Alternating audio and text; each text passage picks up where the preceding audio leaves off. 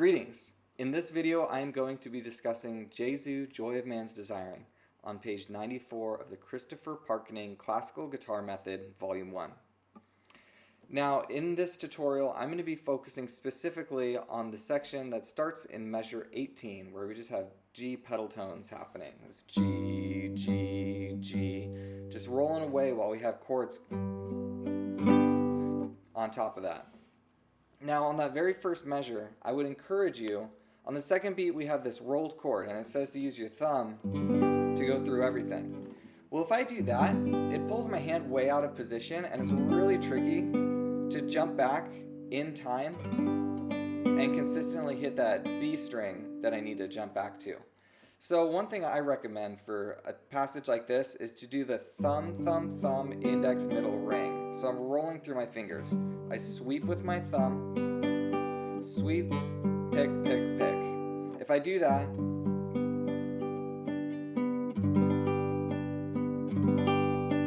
it can be a really nice smooth sweep, and I'm right in position to keep on going on beat.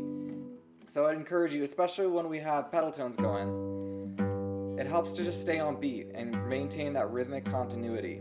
So if you can, keep that melody just flowing without a pause on that top note. Let me show you what it would sound like if I go 1, 2, 3, and I start rolling the chord on the beat. It kind of adds some extra time, and it's a little bit of a subtle difference, but watch this. I'm going to start rolling the chord and land the melody note on the beat. So that really helps the music to keep on flowing rhythmically. It makes a big difference if you hear the whole passage in context. And I would encourage you to really strive to have your rolled chords. If you have a melody note at the top, that top note should usually be right on the beat. And if your melody note's on the bottom, then you start your roll on the beat because you get that nice big bass note that's carrying your melody. And there's exceptions to this. There's kind of exceptions to every rule, but I would encourage you to learn that and practice it. Be able to do it either way, that you start the roll on the beat or you end the roll on the beat. Both of them are useful for different contexts. So moving on from there, we have a lot of these chords where we keep shifting through notes. And as a guitarist, when we read a passage like that, the temptation is to try to wrench down on this chord, wrench down on this chord, wrench down on this chord, wrench down on this chord, and I'm just grabbing all three notes and staying there while I do a little picking pattern with my right hand. Now what I would encourage you to do instead is think more one note at a time. So my G is going to be hanging on, but my other fingers can actually move in sequence. So starting from the beginning, we have this. So you can see I'm relaxing my pinky.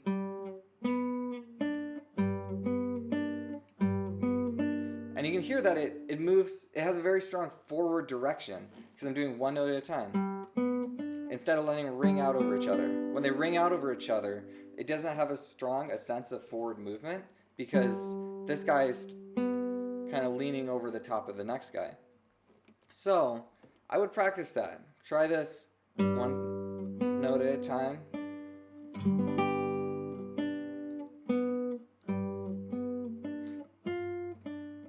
So, and this is a really great example. Right here, it seems like a really nasty chord to try to hold this down and grab this with my pinky. But if all I'm worrying about is just holding G and hitting this pinky, and then I can tilt. So right now, I don't even hold that D down that I'm going to play. So this is at the beginning of measure 19, okay? I'm holding G with my index finger. I'm holding F with my pinky. That's all I'm doing. I'm actually tilted up a little bit off the fretboard with the base of my index finger and not even holding D yet. So I play this, and then I relax my pinky, and I tip onto D. And the whole time I've got G held down.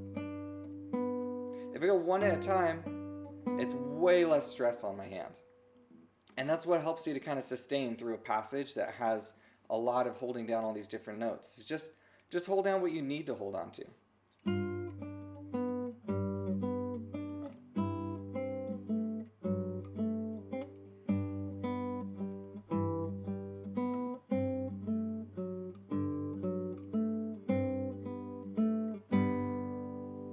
So that's a very, very useful tool for tackling a passage like this. I would encourage you to just really take your time with it. Train your fingers to be able to multitask. It's a weird finger independence exercise, really. It kind of reminds me of the exercise in pumping nylon, where you might have two fingers kind of locked onto the fretboard, and